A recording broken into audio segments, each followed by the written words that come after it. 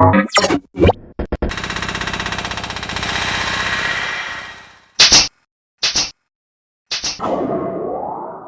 we have some awards to present to what we're calling movers and shakers in Momentum. So the first honoree is a preeminent Danish architect and founding partner of the world-renowned design firm Gehl Architects. He made human-centered urban planning a thing, and he championed the then novel idea that cities should be designed for people. He has redesigned streets of the largest cities around the world to be more livable, has won nearly every urban planning award there is, and his books have shifted the paradigm of this industry. This Momentum Award winner is Gehl. Accepting the award on his behalf is Eben Faulkner, the director of Gehl's New York office. Eben?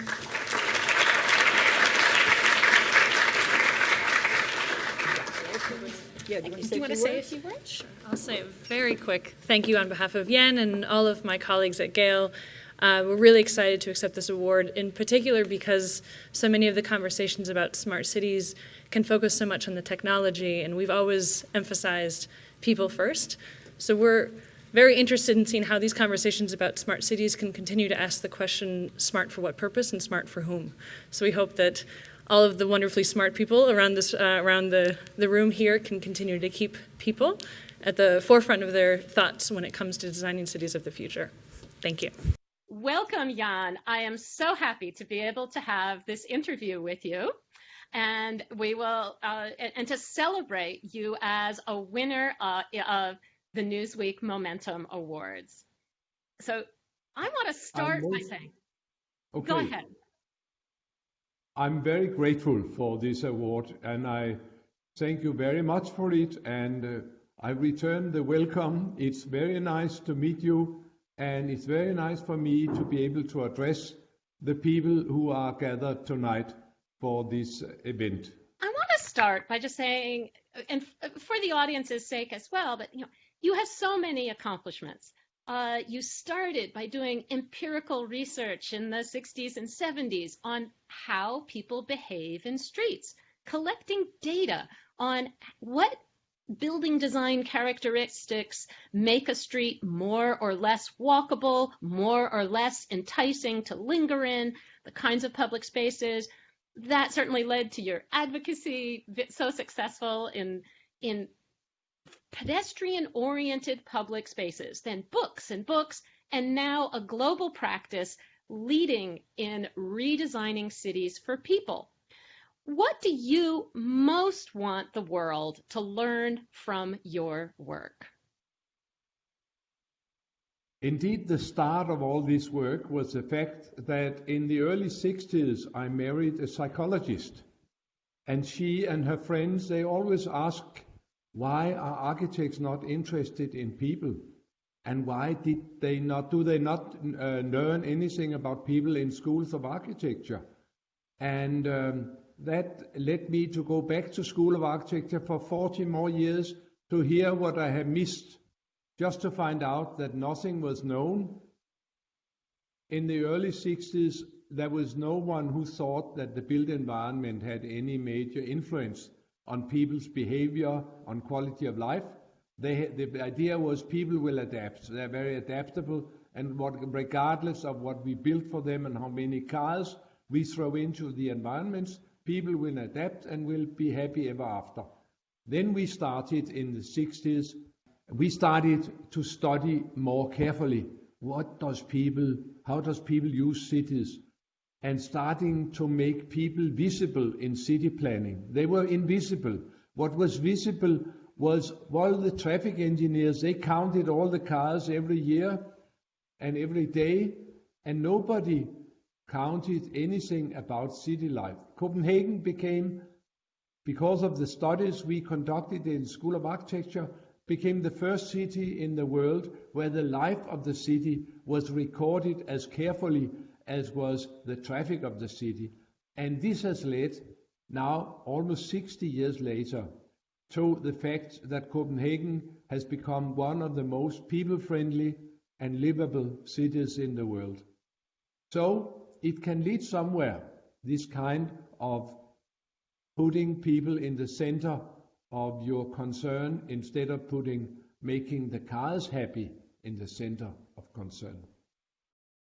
What are the first steps that communities that are currently very highly reliant on their cars, like Metro Atlanta, what are the first steps that they can take to encourage more human-powered mobility? The way I have worked is always to start to find out what is happening today. Are people using the streets and how are they using it? And finding out what is the situation today, then we can start to discuss what kind of situation would we want it to be and how can we get from here to here in a number of steps. And that has been very successful, city after city, community after community, to have some knowledge and some data when then you can start to talk about how can we change this. We have two important new challenges. We have to do much more to be sustainable because of the climate concern. And the other thing is that we have to combat the sitting syndrome, which is a very serious sickness which hits many automobile societies, that people sit too much and die too early and have too troublesome a life when they get old.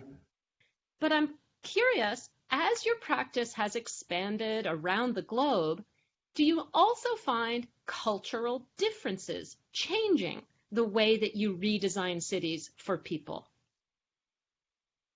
Of course, there are cultural differences, and also maybe even more important, there are regional differences. What you can do in Greenland, what you can do in Arabia, and what you can do in Australia or in Japan or in Dhaka in Bangladesh is very different because of the climate. It's cold, it's too warm, it's too wet, and this influences the way people use the cities very much. And also, of course, to some extent, cultural and religious differences. I have, however, found, and that coincides with what the DNA people have found, that we are basically the same species all over, and we have basically the same senses, we have the same biological history. And in my studies, I found that there's enormous many similarities between how they do in Greenland and Japan and in the Arab countries and in Australia or America, because of us being, all of us, Homo sapiens. And then we have some extra layers of culture, and we have different regions where we adapt to live. We are trying in all parts of the world to make it possible for people to use their own muscles more, to walk more, and maybe also to bicycle in many parts of the world. And this is, to me, very universal, because that's what we were made for, that's what the doctors tell us to do. And we've also found that's the cheapest you can do in cities. Of all the infrastructure, the cheapest you can do is to be good to pedestrians and to bicycles.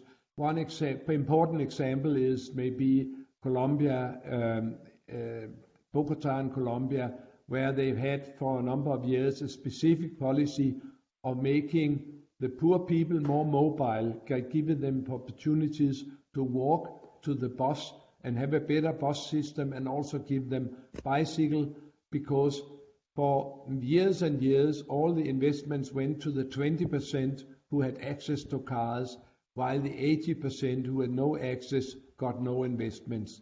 That has been changed, and that's part of an economic idea that get the not too wealthy people, give them mobility so they can get around in the city and earn their living, instead of selling cigarette lighters on the square, little trinkets, whatever. That doesn't improve the quality of life in the long run.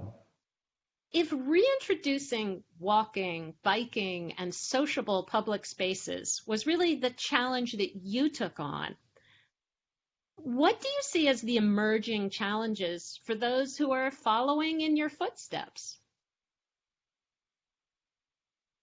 I'm sitting here in Copenhagen, which is much, much better than the city was when I was a young person. So my grandchildren are growing up in a city which is much better, and that has made me believe strongly in taking the departure point in city planning in Homo sapiens, in your body, and making the natural things possible as a start. Then we can add technologies and automatic cars and drones and whatever, and maybe we will be happier. That will be shown. I can doubt it a bit because I really believe in the essentials. And when we go on holiday, we at once advert to the old walking animal and go around and promenade and swim and whatever. So, and we love to go to old cities where we at once revert to the old way. And we know that from modern housing areas or city areas where you are able to walk and to bike, people love that.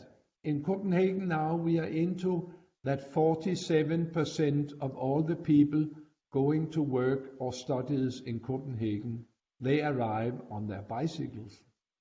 By now, 10 years ago it was 31%. So now it's 18% more. The more you invite this kind of behavior, we have known for years that if we make more invitation for driving cars, what will we have? We will have more traffic. So the more streets you make, the more lanes, the more traffic. In Copenhagen, we have evidence now that if you really cater for the people, for the public spaces, for the bicyclists, you have more people walking, you have more life in the public spaces, and you have more people bicycling. So you can invite for this, or you can invite for that. And that is really a very important finding, because that's a challenge to all of you to ask in all the cities around the world, what would you like to invite for? And what would give your population a better life, and maybe also a better health bill in the end?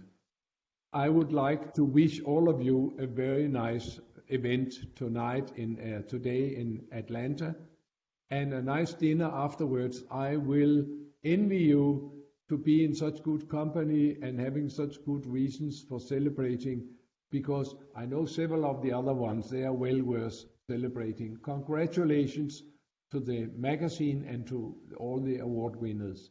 Thank you very much.